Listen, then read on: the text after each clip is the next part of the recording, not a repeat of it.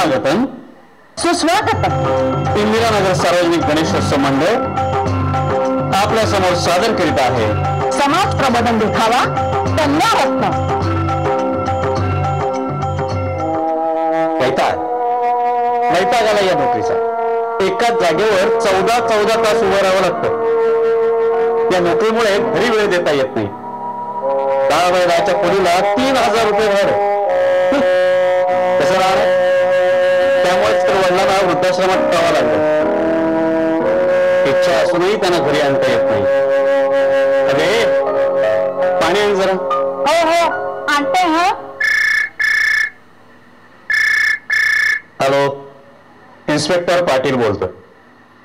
Hello hello, Patil साहेब का? मी वृद्धाश्रमातून बोलतोय. आपल्या वडिलांना देवाज्ञा झाली. आपण ताबडतोब इकडे या. Oh my God. काय झालं? बाबा गेले. चल लवकर, वृद्धाश्रमात जायला हो. अगं चल. दुनिया बनाने वाले क्या तेरे मन में समाई, काहे को दुनिया बनाई तूने, काहे को दुनिया बनाई, काहे बनाए तूने माटी के पुतले, धरती ये प्यारी प्यारी मुखड़े ये उजले, काहे बनाया तूने दुनिया का खेला, काहे बनाया तूने दुनिया का खेला, जिसमें लगाया जवानी का मेला, गुपचुप तमाशा देखे वाह रे तेरी खुदाई.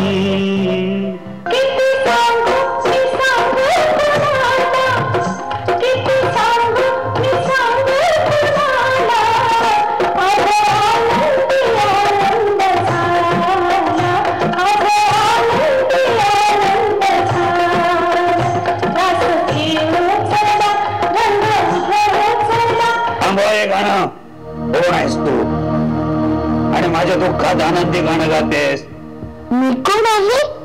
अहो, मी मुलीचे अर्भक आहे आणि मला भगवंताने मानव योनीत जन्म घेण्याची परवानगी दिली आहे. माहित आहे का? 84 लक्ष योनी जन्म घेतल्यानंतर मानव जन्म मिळतो आणि तो मला मिळालाय. तर तुम्ही दुःखी का? तुला काय वाटतं? मानव जन्मात आनंद आहे? नाही. मी 85 वर्ष मानव योनीत होतो, पण आनंद व सुख कसलं ते मला कळलंच नाही. मी तर दुःखच दुःख पाहिलंय. मला एक मुलगा झाला, त्याला मोठं केलं, टिकवलं, तो पोलीस इन्स्पेक्टर झाला. पण मला वृद्धाश्रमात दिवस काढावे लागले. तू भगवंताला सांग, मला मानव योनीत जन्म नको. त्यातून मुलीचा जन्म घेते, त्यामुळे दुःख अपमान सोसावे लागतील तुला. आणि हे सर्व मी पाहिलंय. म्हणूनच सांगतोय, तू मुलीच्या जन्माला जाऊ नको. बरं, कुणाच्या पोटी जन्म घेतेस? जन्म घ्यायचाच असेल तर टाटा, बिर्ला, अंबानी किंवा मोठे राजकीय पुढारी यांच्या घरी घे. कमीत कमी त्रास तरी होणार नाही. कोणाच्या पोटी जन्म घ्यायचा हे आपल्या हातात नसतं. भगवंत प्रत्येक आत्म्याचे बारीक निरीक्षण करूनच मानव योनीत पाठवतात. भगवंताच्या अपेक्षा पूर्ण करू शकेल, पृथ्वीचं रक्षण करेल, सर्व प्राणीमात्रांचं रक्षण संगोपन करू शकेल, धर्माचं पालन करू शकेल, त्याच आत्म्याला मानव योनीत प्रवेश करण्याची परवानगी देतात. तर मानव तसे वागतच नसतील, म्हणून दुःख भोगत असतील. मी श्रीपत पाटील ह्यांच्या घरी जन्म घेत आहे. काय? हे पतीच्या घरी जन्म घेतेस? नको नको, तो माझा मुलगा आहे. त्याला मुलीबद्दल खूप चीड आहे. तू दुसऱ्याच्या कोणाच्या तरी पोटी जन्म घे, पण माझ्या मुलाच्या घरी घेऊ नकोस, तुला फार त्रास होईल. काय म्हणजे तुम्ही माझे आजोबा? माझं नशीब किती चांगलं आहे. मला जन्मा अगोदर आजोबांचं दर्शन झालं. आजोबा, तुम्ही माझी काळजी करू नका. मी आपल्या घराण्यास कलंक लागू देणार नाही. आजोबा, आता मला जाण्याची परवानगी द्या. मी निघते. मुली, जसं बोललीस तसंच वाग. खोट बोलू नकोस. सजन रे झूठ मत बोलो, खुदा के पास जाना है, राही है न होना है, वहाँ पैदल ही जाना है. सजन रे झूठ मत बोलो. मामा, तुमच्या पिढ्याला काळा नाही शिवला. आपलंच काहीतरी चुकलं असं. नाही, आपलं काही चुकलेलं नाही. त्यांच्या इच्छा फार मोठ्या होत्या. आपल्या मुलांना बंगला घ्यावा, मोटार घ्यावी. त्या सर्व इच्छा अपूर्णच राहिल्या, म्हणून कावळा शिवला नसेल. अगे, एवढ्याशा पगारात काय काय घेणार मी? त्यांच्या मांडीवर नातवानं खेळावं, ही सुद्धा इच्छा अपुरीच राहिली त्यांची. आपले इतके वाईट दिवस येतील असं वाटलं नव्हतं मला. कधी जातील असले दिवस कोणास ठाऊक.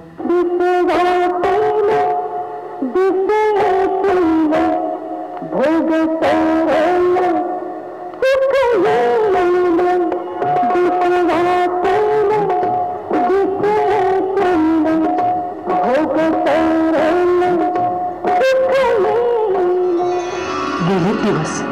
काय? वाईट दिवस गेलेत आपले. मामांजी अजून 1 वर्ष जगले असते ना, तर त्यांची नातवाची इच्छा पूर्ण झाली असती.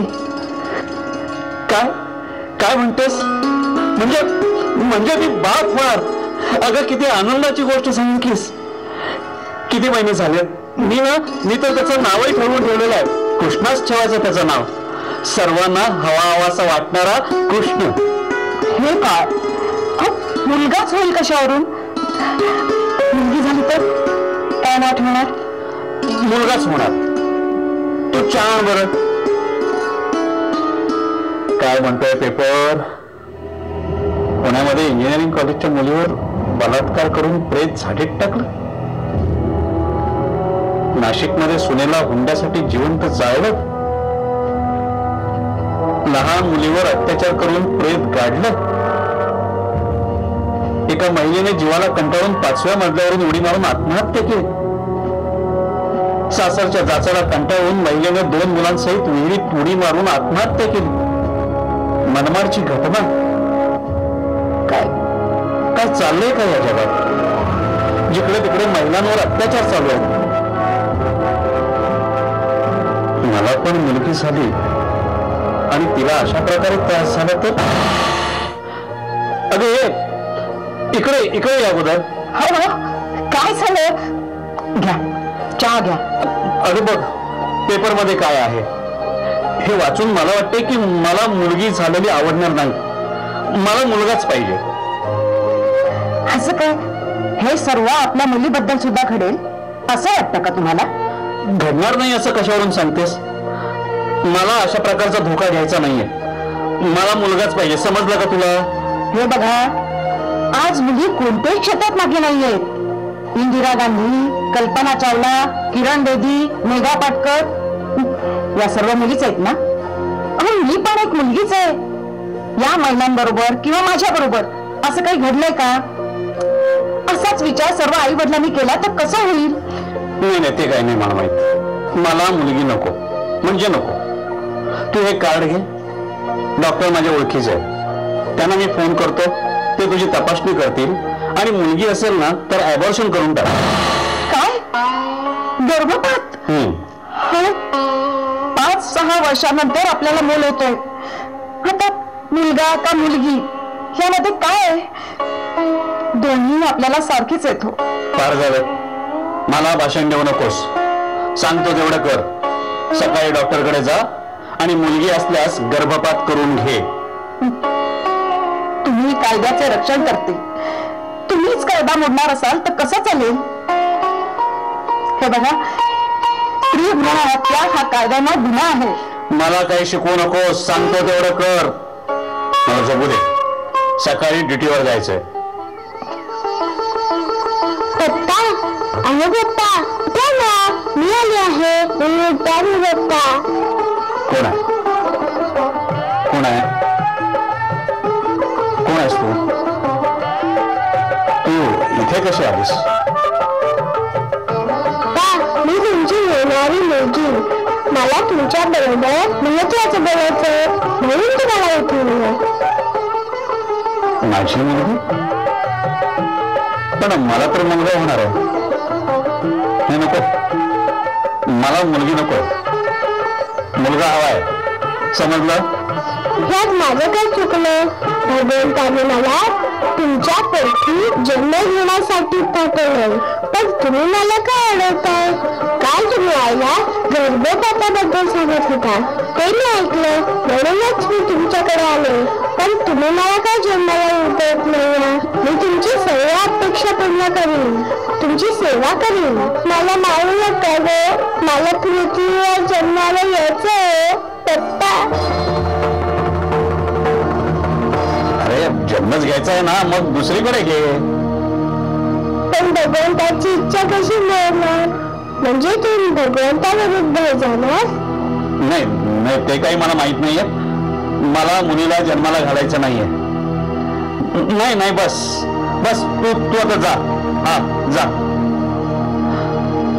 तुम्ही माझे जन्मदाते आहात. गर्भपात करताना अर्भकाचे काय हाल होतात? सर्वप्रथम माझे होणारे हात, नंतर पाय कापतात, माझ्या डोक्याचा चेंडामेंढा करतात, इतक्या भयंकर यातना देतात. पप्पा, मला मारू नका पप्पा, मला जगायचंय, मला नको मारू, मला जगायचंय, मला नाही मारायचंय, मला करायचं नाहीये. नाही नाही नाही, इकडे अगोदर. काय झालं? किती जोराने ओरडलं? काही स्वप्न वगैरे पडलं का? नाही अगं, सकाळी डॉक्टरकडे जाऊ नकोस. आपल्याला मुलगी झाली तरी चालेल. काही महिन्यानंतर त्यांना मुलगी होते आणि 2 वर्षानंतर मुलगा होतो. दोघंही मोठे होतात. मुलाला डॉक्टर बनवण्यासाठी मेडिकलला ऍडमिशन घेतलं जातं, पण मुलीबद्दल काहीही प्रयत्न केला जात नाही. आणि एक दिवस बहीण भावाला बोलते, दादा दादा, थांब थांब जरा, मला तुझ्याबरोबर काही बोलायचंय. काय बोलायचं ताई? दादा, तुझं मेडिकलचं 2रं वर्ष आहे आणि तुला फक्त 45% मार्क मिळालेत. अरे काय होणार एवढ्या कमी मार्कात? ताई, हे मेडिकल आहे, तुला नाही समजायचं ते. आणि पप्पांसारखी टक्केवारीची अपेक्षा करू नकोस. काही प्रमाणे 85% पाहिजे, 90% पाहिजे. अपेक्षा का करू नयेत पप्पांनी? त्यांनी तुला काय कमी केलं? मेडिकलचा शिकवण्याचा खर्च किती असतो? इतके पैसे पप्पांनी कुठून आणले? आई बाबांनी लहानाचं मोठं केलं, चांगलं शिक्षण दिलं. कोणासाठी? आपल्यासाठीच ना. अरे मग त्याने आपल्याकडून काही अपेक्षा ठेवल्या तर काय काय चुकलं त्यांचं? आणि त्या अपेक्षा पण आपल्यासाठीच ना. काल पेपरमध्ये वाचलं, मुलगा नापास झाला म्हणून त्यांना आत्महत्या केली. अशा प्रकारांमुळे आई वडिलांना काय वाटत असेल? त्यांच्या दुःखात भरच पडत असेल ना. आणि हो, मला तुझ्याबद्दल कळलं. काय? तुझ्या मित्रांबरोबर मैत्री करतोस ना आणि कोणते धंदे करतोस ना. हे बघ, अजून वेळ गेलेली नाहीये. सुधर स्वतःला.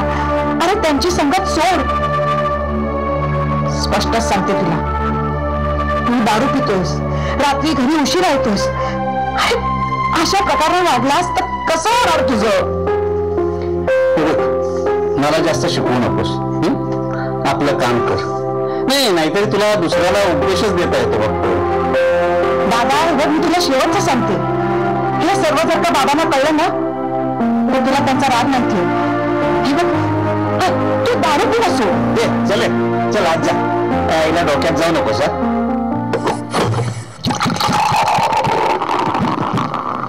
दुनिया मुझसे कहती है कि पीना छोड़ दे, पीना छोड़ दे.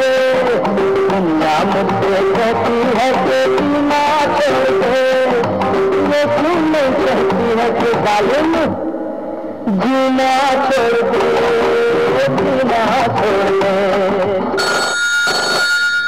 हॅलो हॅलो हॅलो, कोण? अरे मी दिनू बोलतोय. दिनू अरे बोल. आज पार्टी आहे. आपला तो नवीन मित्र आहे ना, त्याने पनवेलच्या बंगल्यावर बोलवलंय. म्हणजे रेव पार्टी आहे ना. मी येतो. मी आल्याशिवाय ना पार्टी चालू करू नका म्हणून सांग सगळ्यांना. Okay bye bye. पूजा, हे पूजा, नाश्ता घेऊन ये बघू. अहो, बरं झालं तुम्ही आलात. कपाटातले 10,000 रुपये तुम्ही घेतलेत का? नाही, म्हणजे सकाळी होते, आता पाहते तर नाही आहेत. मी कशाला घेऊ? अगं पूजाला विचार, नाहीतर बंड्याला. बाबा, मी नाही घेतले पैसे. मला कशाला पाहिजे एवढे पैसे? मग कुठे गेले पैसे? बंड्याने तर नन्ना घेतले.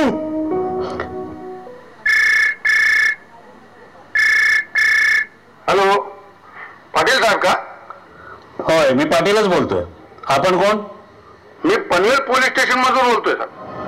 आपण जरा लवकर येता का? कशाला? मी आत्ताच ड्युटीवर ना आलोय. आपले चिरंजीव व त्यांचे मित्र पकडून आणलेत. रात्रभर पार्टीमध्ये धिंगाणा घालत होते ते.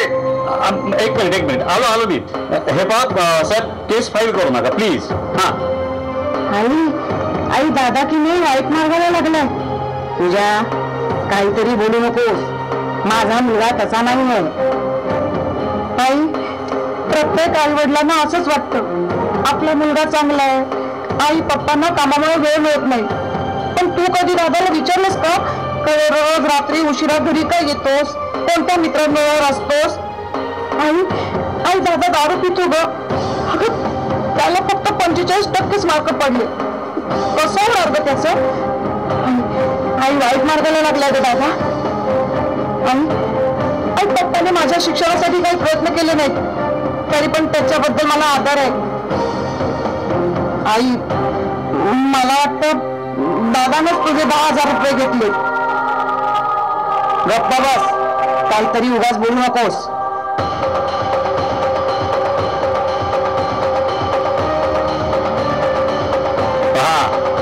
पहा आपल्या चिरंजीवांचे प्रताप.